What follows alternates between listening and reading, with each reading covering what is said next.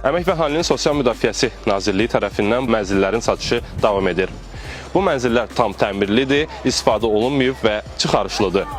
Satışa çıxarılan mənzillər yeni yaşayış binalarındadır. Satışdan əldə olunan vəsait ölkəmizin digər bölgələrində şəhid ailələri və müharibə ilə əlaqədar əlilliyi olan şəxslərin mənzil və fərdi evlə təminatına yönəldiləcək. Hər biri 3 və 4 otaqlı olan bu mənzillərin satışı ms.sosial.gov.az saytı vasitəsilə onlayn qaydada həyata keçirilir. Mənzilləri həmçinin banklara müraciət edərək ipoteka krediti vasitəsilə də əldə etmək mümkündür.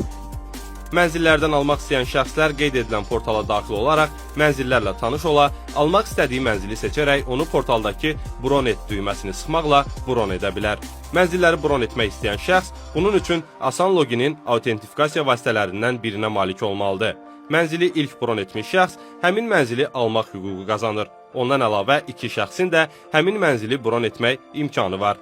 İlk bron etmiş şəxs mənzili almaqdan imtina etdikdə, mənzili almaq hüququ onu bron etmiş digər şəxsə keçir. Qeyd edim ki, bir hüquqi və ya fiziki şəxs satışa çıxarılan mənzillərdən istədiyi sayda əldə edə bilər və xüsusilə vurğulamaq istəyirəm ki, hər bir kompleks sakinlərin yaşayışı üçün müasir şəraitlə təmin edilib.